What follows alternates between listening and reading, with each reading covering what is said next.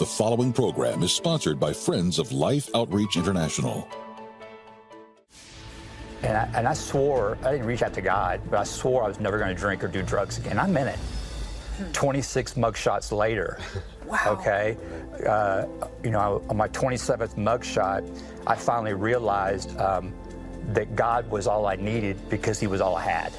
After destroying a successful career as a luxury home builder, Michael Molthan experienced a profound spiritual awakening during his time behind bars. Next.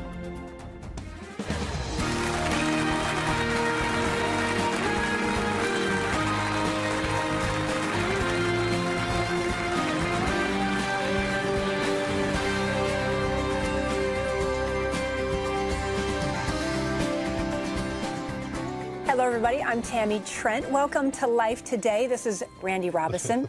Great to be back with you again. Honestly, and it's great to be back with you guys. I'm so glad you're here. You could be anywhere else today, but you're with us. And I pray that today's a good day for you, that you feel hope, that you feel encouraged, that you know that you are never too far gone. And such is a testimony that we have with our guest today, Michael Molthan. He has confessions of a felon that he's going to share with us, which I think already wow, what is this going to mean? So he is an amazing guy with an incredible testimony, recovered drug addict and alcoholic. He says that God was never even anywhere on his radar.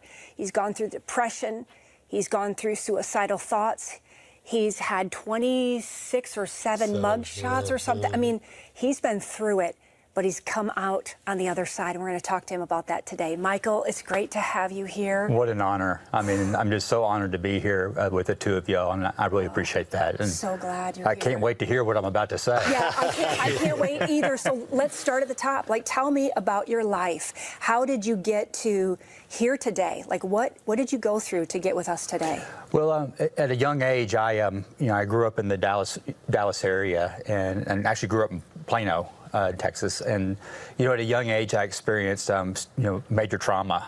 My grandfather, as early as I can remember, was sexually abusing me at a very young age, and he was a cop. He was a border patrol officer, and I grew up. I tell people I grew up on the wrong side of the tracks. I grew up in a well-to-do family. We had money, and I grew up in country clubs, and I grew up learning how to gamble and play golf, and lived in the men's locker room, and so my definition or perception of a man, that's what I saw was in the men's locker room. These guys, they taught me how to drink, they taught me how to gamble, they taught me how to work, hung out with real estate tycoons, and little did I know they were teaching me how to die.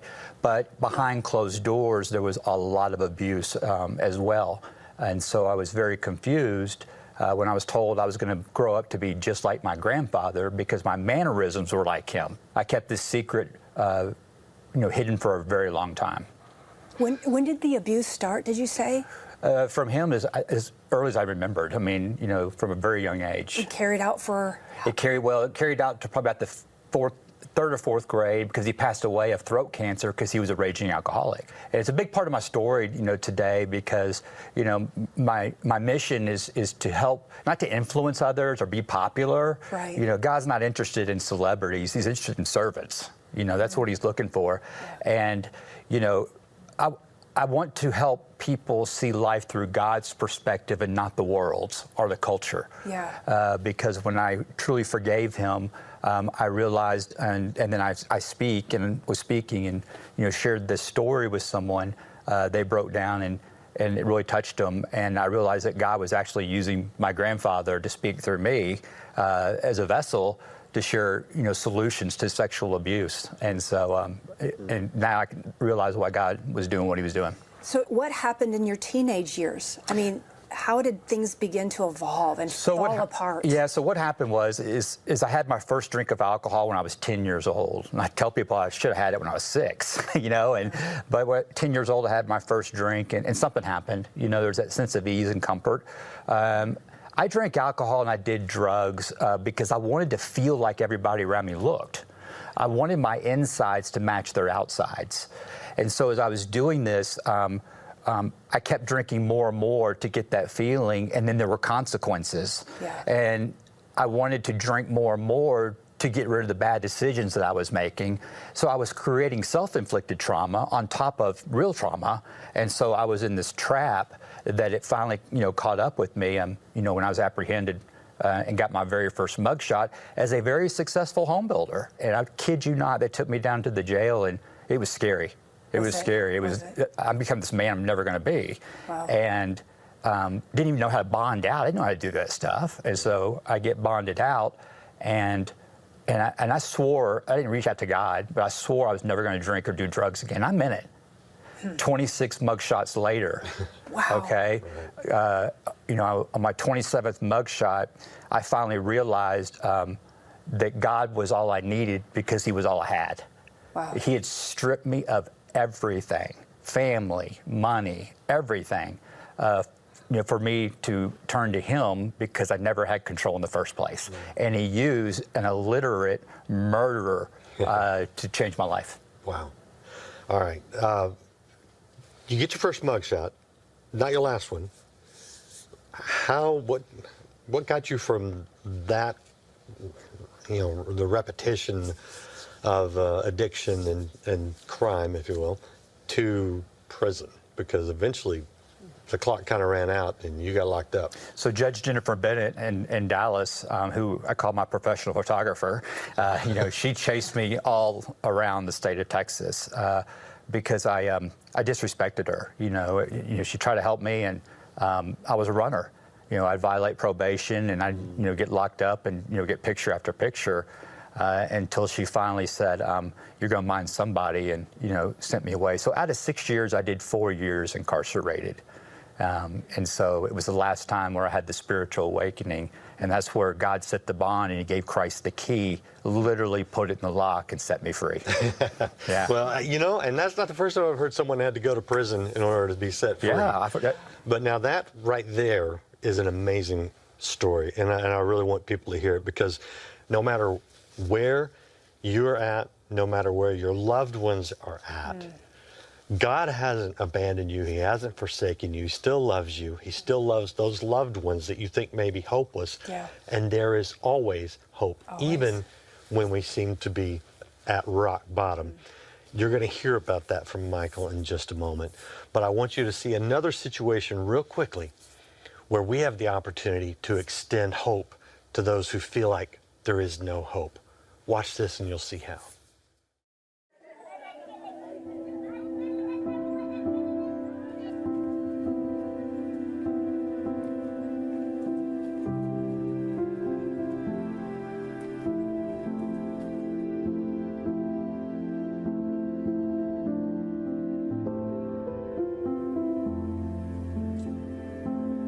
We talk a lot about the children. As I'm traveling, I spend a lot of time with the children, and I see their need, especially the little ones under 5 that are so vulnerable. And sometimes the elderly in these communities can be overlooked because we're focused so much on the children. Today is a different day for me when I've come into this village, and yes, I see the children. Yes, my heart is wrapped around those kids. But I'm sitting with this elder of the community, 80 years old, and I think about my own parents. They should be thriving. They should be in a season in their life where they are not struggling, where they're looking around and seeing people prospering, living, laughing, and all he does is cry, feels the weight of the burden, and he can't do anything about it. Even as a father or a grandfather, he can't change it because his hands are tied. There's no water, there's no crops, there's no food, there's nothing. They have very little to survive on, and they're barely making that happen. I have no doubt he is struggling and carrying so much weight every single day. We could do something to help lift that from this community. We could do it today, and we could do it together. He is beautiful. I see his face even now, and takes me right back there, holding him. I remember we had this embrace, and I I felt the weight. I felt the weight that he carries every single day. And I wanted to lift that from him. I wanted to take it. Even in that embrace, I just wanted to take it from him. I don't think I have ever in my lifetime had to carry such a weight that he and so many other elderly grandparents and parents in that village have had to carry every single day. It is deep hopelessness. Honestly, when we walked in that village, it was heavy, because they have nothing. Could you imagine having nothing? Everything is gone. The drought has taken everything from them. The lack of rain has given nothing to them. They were hopeless, and yet, in the middle of the deep despair, it was like they were hanging onto that mustard seed, just something. And I think even when we showed up, it was enough to give them hope. And so I couldn't leave there and come with you and sit here today without helping to offer them hope. Would you come alongside of me in Life Today, in Life Outreach, and help us offer them hope? That's what my cry is today, Randy, when I see that piece, is just offering them hope. Yeah, there's a beautiful shot in there, Tammy, where you're holding his hand. What was going through your mind? I think just the difference in our worlds, that our lives are so different. We look different. We have different needs and different things. But coming together felt like, but we're one. We're one in this moment. And I have the ability to do something, to help you, to do something. I've been given that ability. They don't have the ability to do anything for themselves right now, but I've been given the ability to come back with you and to talk about that today it's huge. Yeah, and you know what? That picture of hands coming together, I think that's God's heart. Yes. That's what we're asking you to do today with us. Be that hand that reaches out to someone who is in need and show them the love of Christ by doing something. And we've broken it down very simple, just to give you an idea. $30 will help feed 3 children for the next 3 months. $50 will help feed 5. $100 will help feed 10 for the next 3 months. A gift of $1,000 will help feed 100. That just gives you an idea of the power of coming together and giving food to desperate people. And it's not just food. That's what they need right now.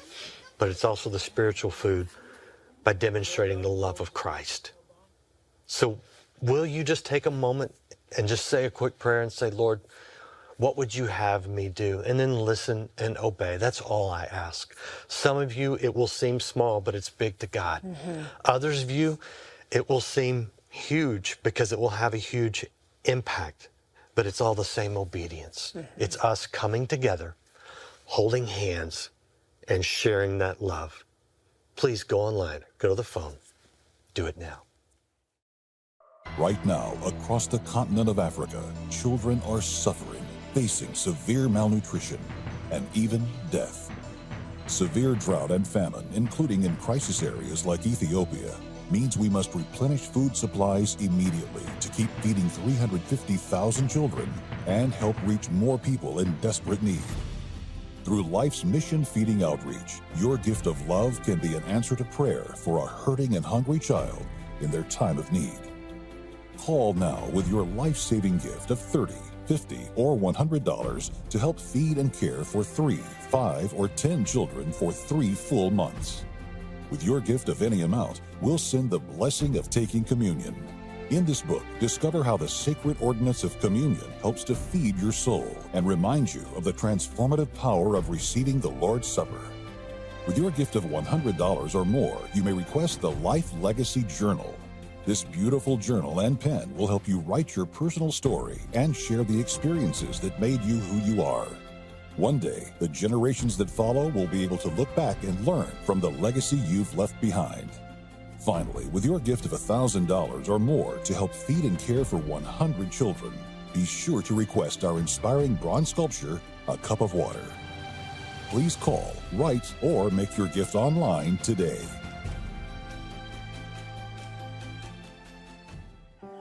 We've come into this village today because our team made us aware of the fact that there literally is a food crisis that's going on here. And as we came in and we started meeting children and some of the adults started sharing with us the condition in this village, it became evident the crisis here is a food crisis. And that's why I'm asking you right now to get online or to dial that number on your screen and to give that gift. Give the gift of food.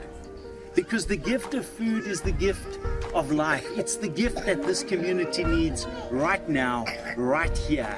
And it's the gift that I can give to them if you'll dial that number.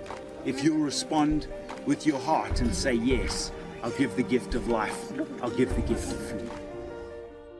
I hope you will go online or go to the phone, make the best gift you can. We can show the love of God to these people who desperately need to hear from God through us. You are God's hands and God's feet. So let's give them that hope today. Now, we've been talking with Michael Molthan, who was someone that you might think was completely hopeless. And Tammy, we hear about the abuse, we hear about the addiction, about these cycles of repetition. But man, something happened in prison. Something happened. He got a hold of a book.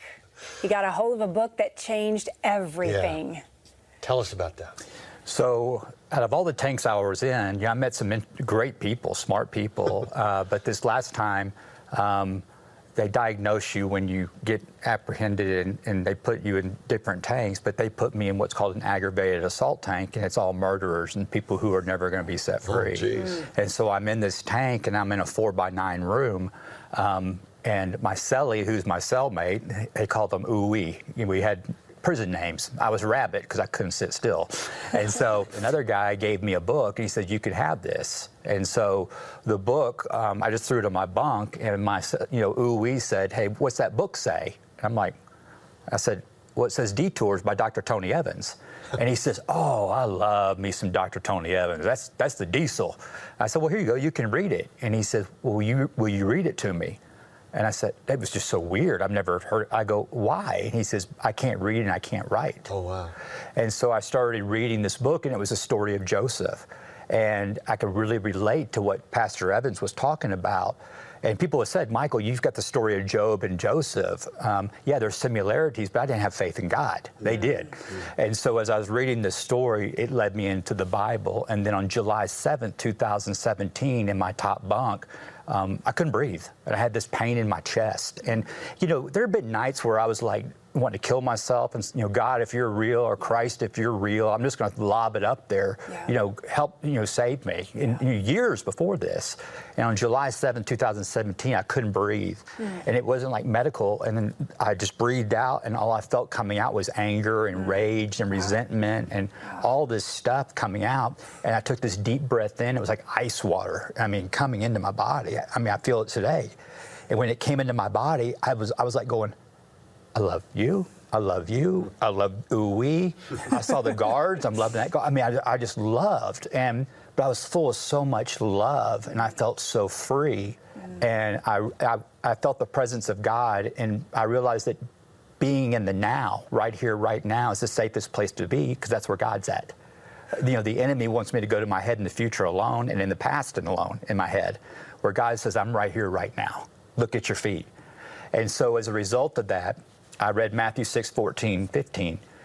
When I do my own translation, if you forgive the ones who have hurt you, next verse, I bless your game. Because if I'm holding on to resentment and anger, God can't use me. It's blocked. And when I truly did that, I kid you not, October 13, 2017, 300 miles away, they came over the microphone. I'm doing a 2-year sentence. I've only been locked up 8 months. They came over the microphone and they said, Michael Molthan, bunk and junk. That means you're free. And the whole tank, who couldn't read and write, this whole tank was illiterate. And they were murderers, and the guards were amazed. And when they came over, there was guys crying. They were like going, what's going on? And they had to physically push me out of prison. And I made the journey 300 miles back to Judge Jennifer Bennett's court. And she said, I've heard what you've been doing. And she says, I want you to go pay it forward. And so that's what I'm doing today. You're paying it forward Paying today. it forward. Paying it forward. Doing Ever exactly since what my judge said. October 13, 2017, God said, get up and walk. And you started walking, and you've not stopped ever since? Not stopped. Wow. But I've also encountered major spiritual warfare Yes, with what I'm doing. absolutely. Every time I want to quit doing what I'm doing and get a real job, y'all call. Another network will call. Yes. Well, yes. It happens just like that. And you're reminded that you are exactly where God wants you to be. It gives, hopefully, strength to you. Yep. Michael, do you find that you still have times in your life that you struggle Yes. with wanting to take steps backwards? Absolutely. And how do you fight that? Because there's probably plenty of people that are watching today, Yeah.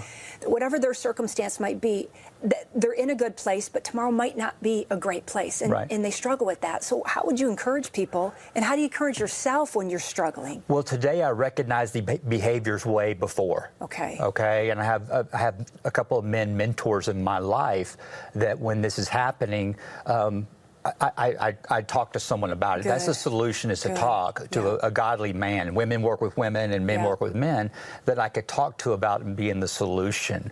But I recognize my little triggers. I'm in a great relationship that for the first time, I can talk freely with this woman, and I'm not scared, because I was always scared to talk to people because I would get hit. Yeah. So I didn't know what to say. But yeah, I still struggle. I'm human. Right, exactly. But I also know that God's allowing it to happen. Mm-hmm.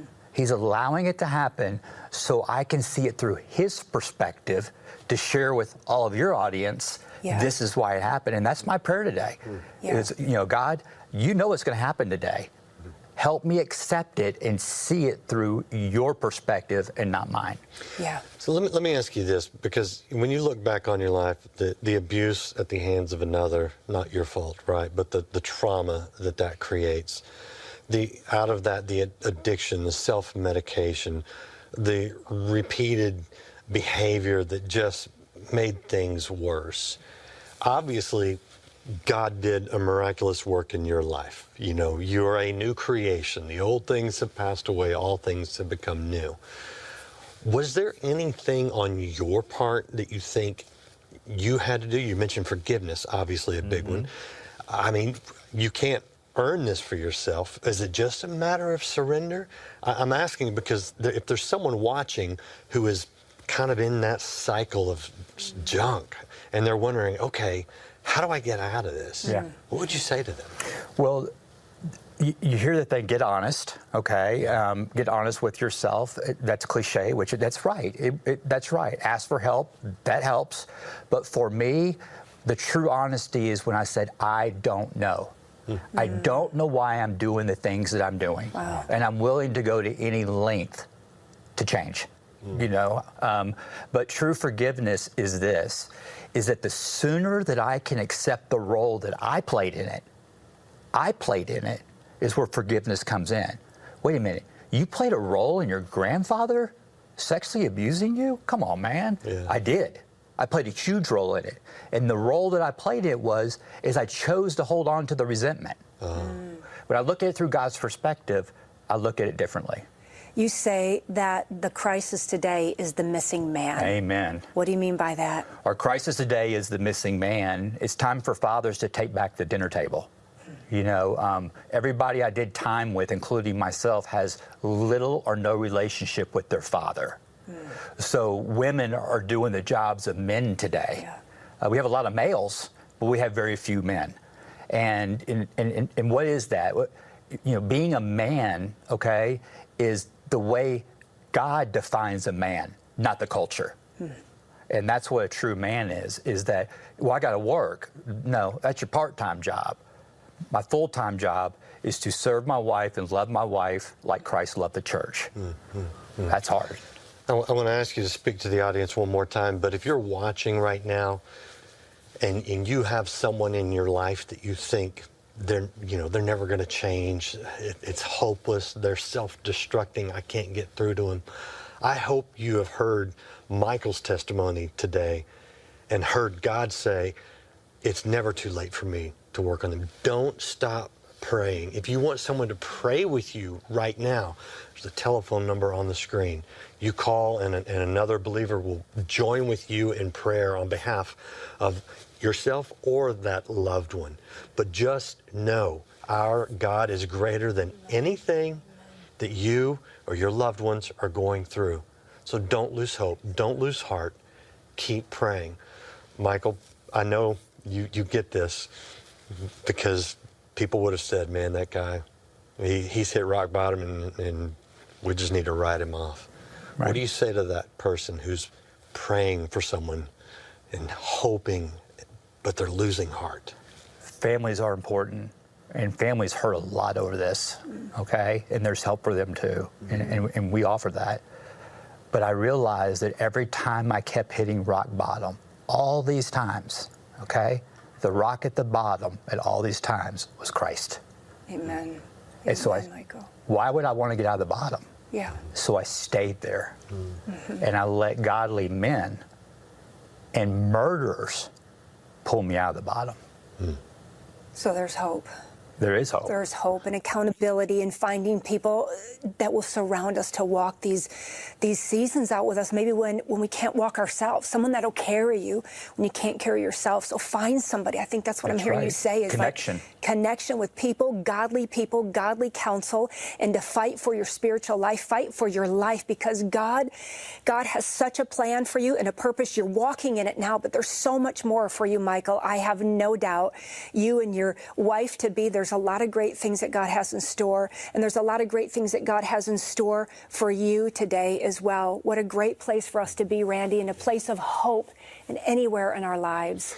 Well, you know, I like at the bottom, the rock is Christ. That's the only foundation we need, and sometimes we have to be stripped of all of us, you know, to get more of Him.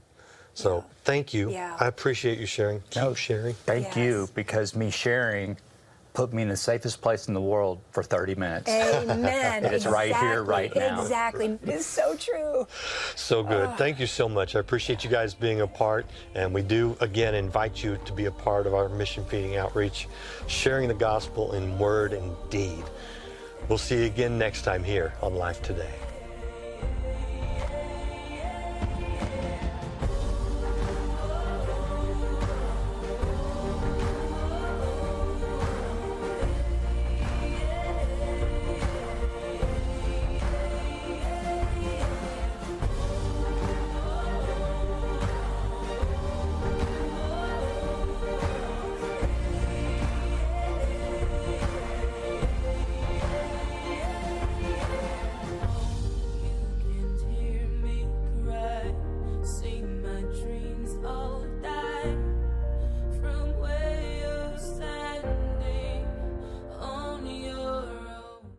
For over 60 years, Life Outreach International has shared the transforming truth of God's love in both word and deed. Call now to become a friend for life. Your monthly support will help us continue to bring God's love to a world in need. And for me, it came to the point where at age 16, my bags were packed for a mental institution. Sexual abuse survivor Jenna Quinn, tomorrow. Life Today is made possible by the supporters of Life Outreach International. Your gift will be used exclusively for the exempt purposes of life. The ministry features specific outreaches as examples of the programs it supports and conducts. Gifts are considered to be without restriction as to use unless explicitly stipulated by the donor. The ministry is a member of the ECFA.